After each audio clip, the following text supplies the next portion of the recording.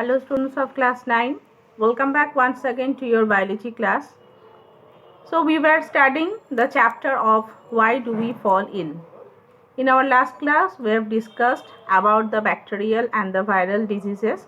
Today in our class we shall discuss about the protozoan diseases. The first protozoan disease which is to be discussed is malaria. I think you have all heard about this disease of malaria.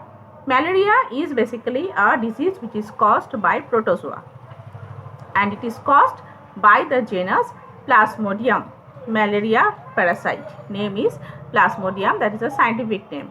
It is transmitted how? It is transmitted to man or the human beings by the bite of infected female Anopheles mosquito. And basically these type of mosquitoes bite mainly at night. And male Anopheles mosquitoes, what they do? They feed on the juice from the plant. Okay, they don't bite the human. The organisms who are biting the human and causing the malarial disease are the female mosquitoes. Malaria, it is found all over the world, and its incidence came down extremely low by the efforts of the National Malaria Control Program. We say in short NMCP, National Malaria Control Program. And the National Malaria Eradication Program, it was also started in the year 1953 and 1958. Okay. Now the incubation period in man is 8 to 17 days in case of Plasmodium vivax. In case of Plasmodium falciparum, the incubation period in human beings is from 9 to 14 days. Whereas in case of Plasmodium malariae, the incubation period is from 18 to 40 days approximately. These are the incubation period of the malarial parasite which causes malaria in the human beings. Okay. And what is the mode of transmission of this malarial disease? The malarial parasite hosts are the man and the mosquito, right? We all know it. And its life cycle passes in both the human beings and also in the mosquitoes. And the man's asexual cycle takes place in human beings, and the sexual cycle takes place in the mosquitoes.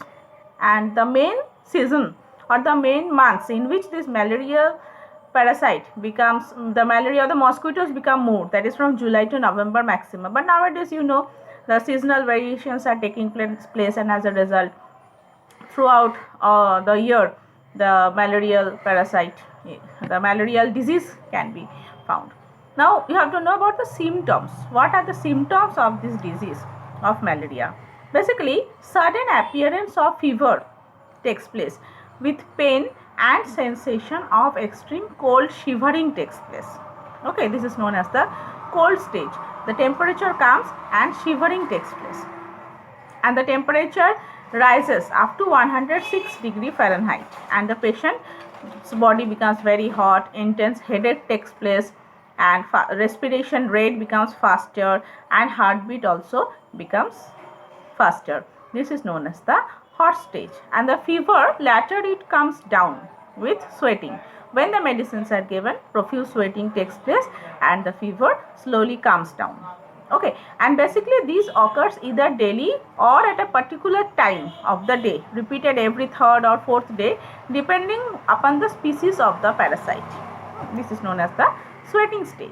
And these symptom, another is there, it is enlargement of the spleen, and in severe cases anemia may even take place, right? Now how these can be prevented? Prevention. Indoor residual spray with DDT, BHC or malathion twice a year is effective in controlling the mosquitoes, and these chemicals kill the mosquitoes. Chloroquine kills the malarial parasite in human body, and it is an effective drug also for controlling the disease of malaria. Okay. Quinine, this is another medicine. Quinine is extracted from the bark of cinchona tree. Okay, so quinine is an effective medicine for treatment of malaria. And a combination of chloroquine and primaquine is most effective in case of severe malaria. Understood? And apart from that, the mosquito bite can be reduced. Mosquito is the vector here. It can be reduced by the use of different types of mosquito repellents. Mosquito nets can be used while sleeping. Mosquito coils, screening of houses, that is the use of the wire gauged doors on the windows, nets we use. So by this way the entry of the mosquitoes can be prevented. Okay, and for killing the larvae of the mosquitoes in standing water, kerosene is sprayed over the water, or dusting of water is done with Paris green larvicide Temephos. This is also used and it gives a long lasting effect. Now how this can be controlled? Larvicidal fishes like Gambusia, minnows or trout, and the birds like ducks can be introduced into the water bodies which eat up the larvae of the mosquitoes. They are eating up the larvae and reduce the number of the mosquitoes. Now, what are the principles of treatment and prevention? The principles of treatment. An infectious or a communicable disease can be treated. This can be done in two ways. What are the two ways? By reducing the effect of the disease and by killing the main cause of the disease.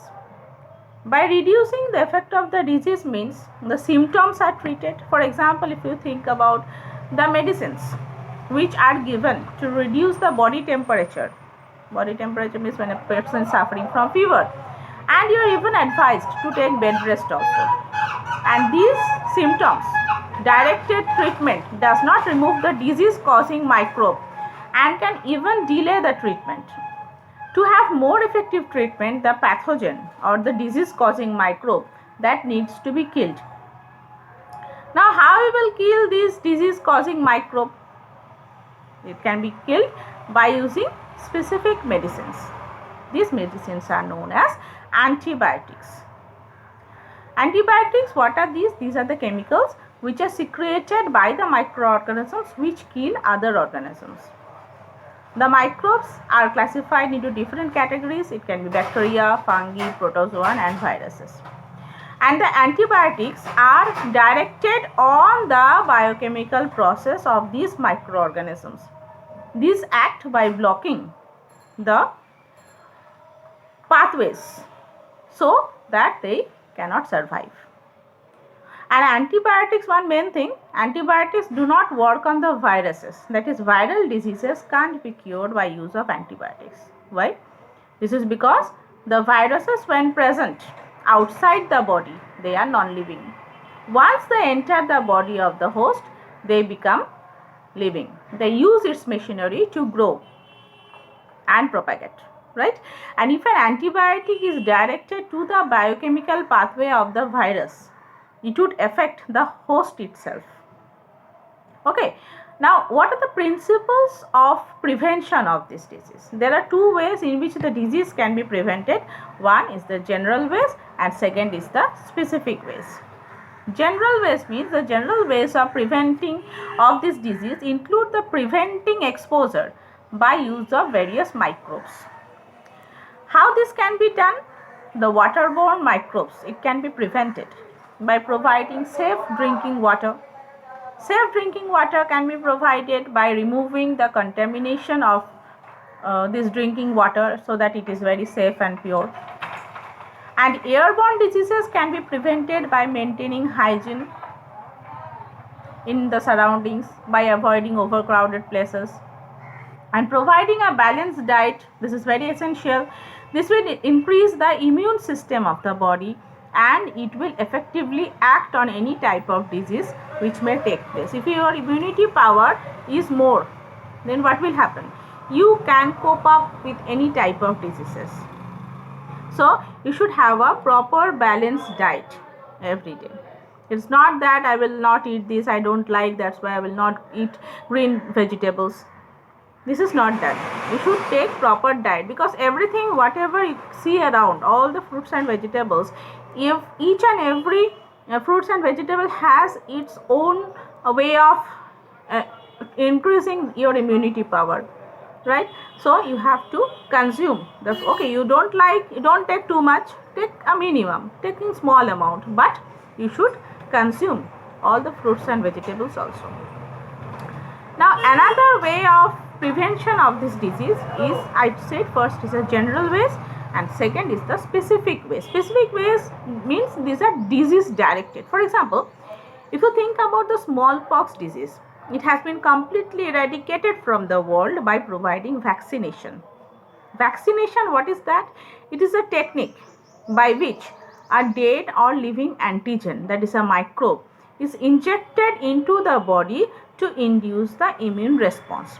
And this immune system that remembers the disease specifically, and when the microbe originally attacks the body again, the immune system responds strongly and eliminates the infection completely. This is the basic principle of the process of immunization. Nowadays you are very acquainted with this term of vaccination, COVID-19 vaccine. So this vaccination is given, basically this vaccine is the minimal dose of that microbe of the COVID-19, and when that is injected within the body, then what happens? The body starts developing its own antigen against that, developing its own antibody against that particular pathogen. Now if originally any COVID germ or virus enters within the body, then the body already has the immunity power. It has already fought against the small dose of that vaccine, and now this COVID-19 can be prevented. Okay, so vaccination, this is the main principle of vaccination. Okay, so this is all about the chapter. So you have to know about the health, the diseases, the cause of the diseases, external factors, internal factors, and based on the duration, the diseases can be acute and chronic, and these can be infectious, communicable, or non-infectious or non-communicable. You have to know about the infectious agents, the means of spread, the treatment, and the prevention of all the types of diseases which is there in your syllabus. Okay, so till this much today, this is all about the chapter. We have completed this chapter of why do we fall ill. So don't fall ill, be safe and secure. Thank you so much.